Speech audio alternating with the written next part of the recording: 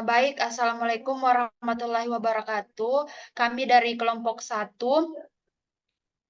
kelas B2, kami ingin mempresentasikan hasil kerja kelompok kami yaitu jaringan syaraf tiruan dan algoritma backpropagation serta contoh kasus dan contoh perhitungannya. Adapun anggota kelompok kami yaitu Safira Ramadhani, Titin Sutiana, Nur Asisa Yunus, dan Nurul Faisa yaitu saya sendiri.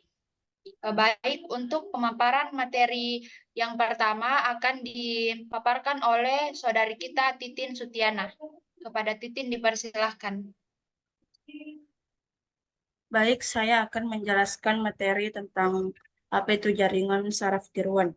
Jaringan saraf tiruan atau artificial neural network adalah sebuah paradigma pengolahan informasi yang terinspirasi dari sistem kerja saraf biologis, seperti kinerja otak yang memproses suatu informasi. Jaringan saraf tiruan merupakan salah satu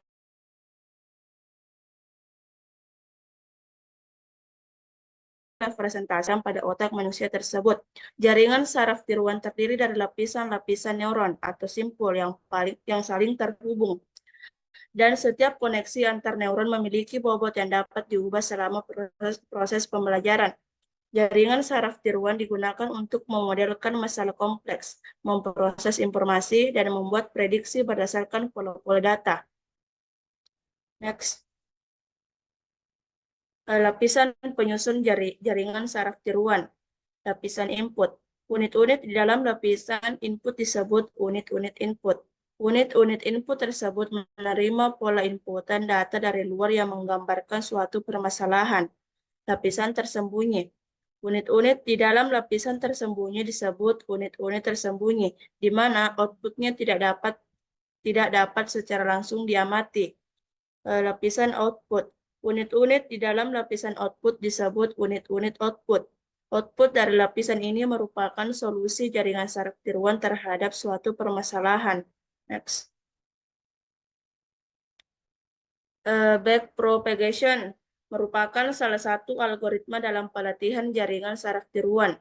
Algoritma ini bekerja dengan cara mundur, yaitu dari lapisan output menuju lapisan input, untuk memperbarui nilai pada lapisan tersembunyi berdasarkan nilai error yang didapat. Berikut adalah langkah-langkah cara kerja dari algoritma backpropagation, yaitu dimulai dengan lapisan input. Hitung output dari setiap elemen pemproses melalui lapisan input. Kemudian hitung error pada lapisan output yang merupakan selisih antara data aktual dan target. Transformasikan error tersebut pada bagian yang sesuai di sisi input elemen pemproses. Propagasi balik error ini pada output setiap elemen pemproses ke error yang terdapat pada input. Ulangi proses ini sampai input tercapai. Kemudian ubah seluruh bobot dengan menggunakan kesalahan pada sisi elemen input dan elemen output yang pemproses yang terhubung. Saya kembalikan kepada moderator. Baik, untuk pemaparan materi selanjutnya, yaitu studi kasus akan dibawakan oleh saudari Nur Asisa Yunus. Kepada Nur Asisa dipersilahkan. Baik, di sini saya akan menjelaskan studi kasus. Studi kasusnya adalah mengklasifikasi penyakit demam berdarah di Rumah Sakit Bakti Medan akan dilakukan dengan melakukan analisa data terlebih dahulu. Setelah data ditentukan, lalu menerapkan metode backpropagation pada sistem yang akan dibangun, di mana sistem yang dibangun dengan penerapan jaringan saraf tiruan. Pada permasalahan yang ada, terdapat 3 lapisan yang terdiri dari lapisan masukan, layer input, di mana jumlah neuron pada lapisan input sebanyak 5 yang ditentukan pada jumlah gejala penyakit, satu lapisan tersembunyi. Untuk menentukan sejumlah neuron pada hidden layer dan lapisan output untuk menentukan hasil klasifikasi, rumus yang digunakan dalam menentukan lapisan pada jaringan syaraf tiruan sebagai berikut. NH sama dengan akar NI kali NO. Keterangannya NH adalah jumlah neuron hidden, NI adalah jumlah neuron input, NO adalah jumlah neuron output. Misalkan neuron pada layer input sebanyak 5 dan jumlah neuron pada layer output sebanyak 2, maka neuron hidden dapat dihitung sebagai berikut. Akar sama dengan 3,16 dibulatkan ke bawah menjadi 3. Next.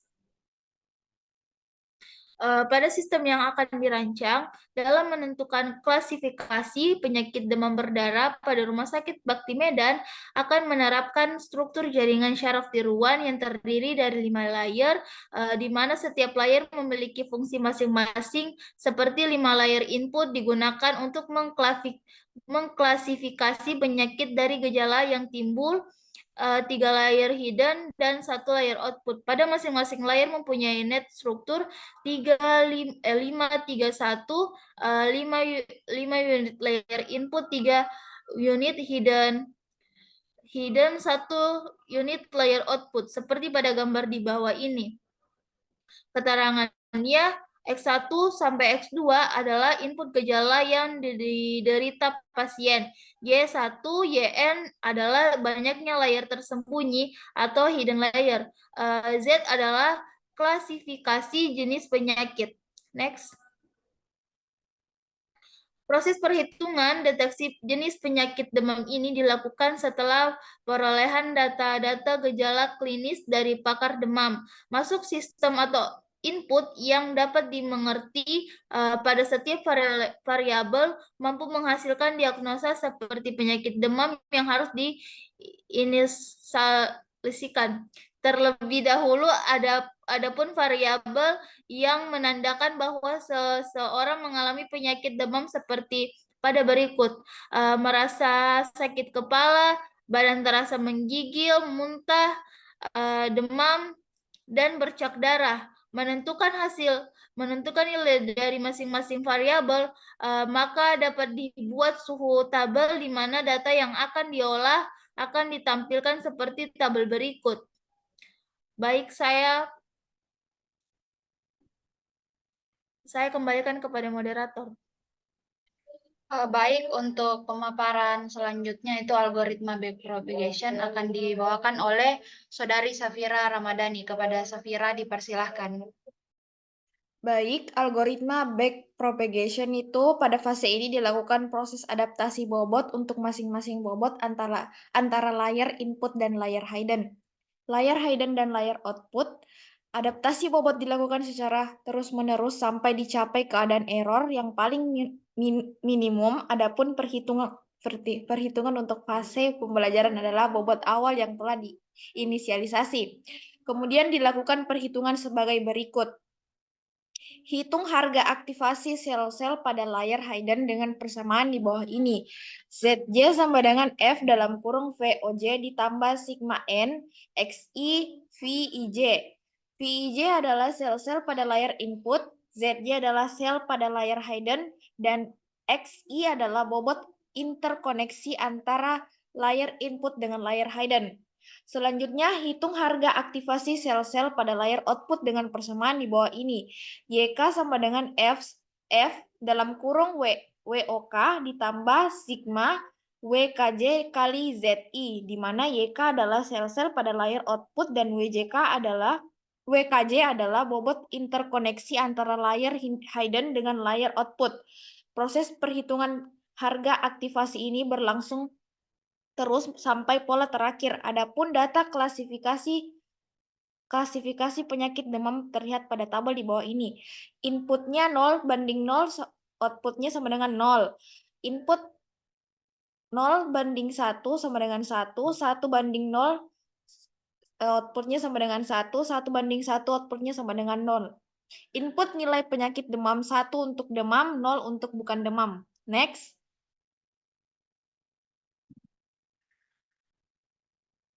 Perhitungan backpropagation. Sebelum pelatihan harus ditentukan terlebih dahulu stopping condition. Misalnya dihentikan jika error telah mencapai 0,41, di mana tabel inisialisasi bobot dan bias terlihat di bawah ini. Inisialisasi V01 nilai bobotnya 1,71896. Inisialisasi V11 nilai bobotnya min 1,263178. Inisialisasi V21 nilai bobotnya min 1,08309. Inisialisasi W01 nilai bobotnya min 0,541180. Inisialisasi W11 nilai bobotnya 0,543960.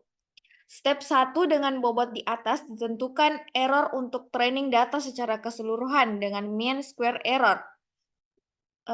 ZIN 11 hasilnya adalah 1,71896. Z11 hasilnya adalah 0,87993. ZIN 12 hasilnya 0,635854. Z12 hasilnya adalah 0,6538116.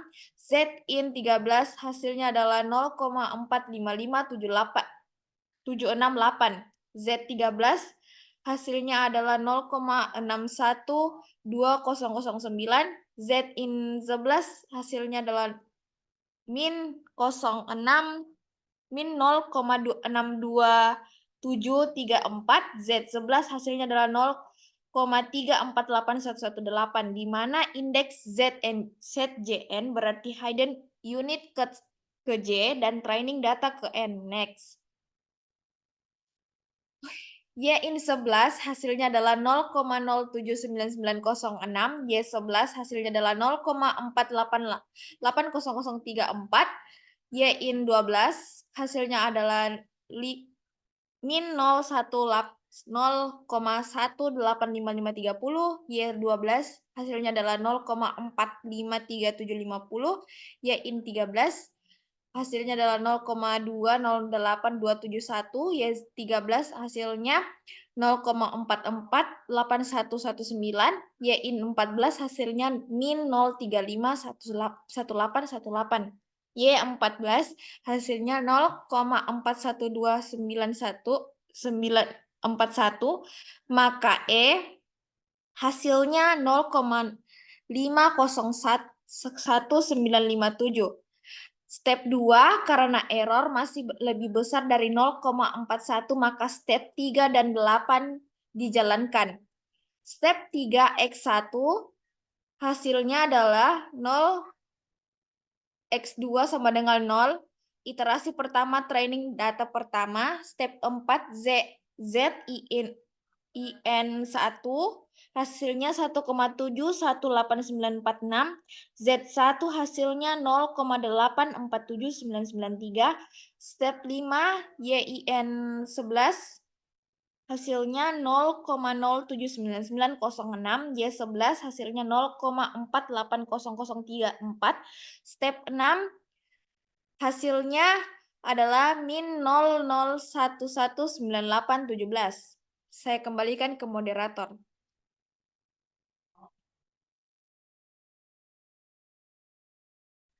Baik, untuk pemaparan selanjutnya yaitu perhitungan backpropagation akan dibawakan oleh saya sendiri, yaitu di mana step 7 dengan hasil minus 0,0008401 dan step 8 sudah terlihat dengan hasil minus 1,083,092. Saat ini F11 dan F12 masih belum berubah karena kedua inputnya 0. Nilai 0, 01 dan F02 baru berubah pada iterasi pertama untuk training data yang kedua. Setelah step 3 dan 8 atau setelah step 3 sampai 8 untuk training data pertama dijalankan, selanjutnya kembali lagi ke step 3 untuk training data yang kedua dengan kali 1 sama dengan 0 dan dikali 2 sama dengan 1. Langkah yang sama dilakukan sampai pada training data yang keempat.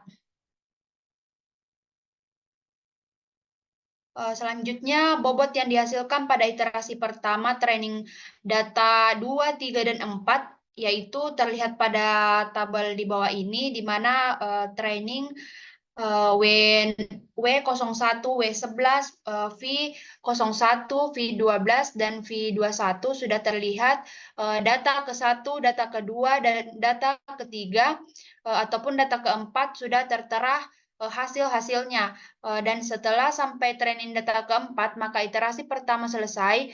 Berikutnya, pelatihan sampai pada step 9, yaitu memeriksa stopping condition dan kembali pada step 2. Demikian seterusnya sampai stopping condition yang ditentukan terpenuhi.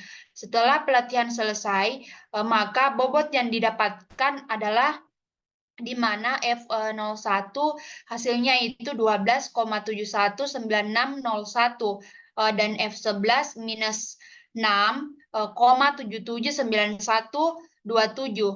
F21 hasilnya minus 6,779127.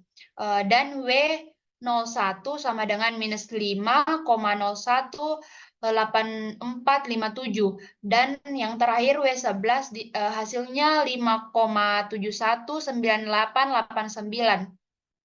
Dan yang terakhir, jika ada input baru, misalnya X1 sama dengan 0,2 dan X2 0,9, maka outputnya dapat dicari dengan langkah umpan maju seperti pada step 0, bobot yang dipakai adalah bobot hasil pelatihan di atas.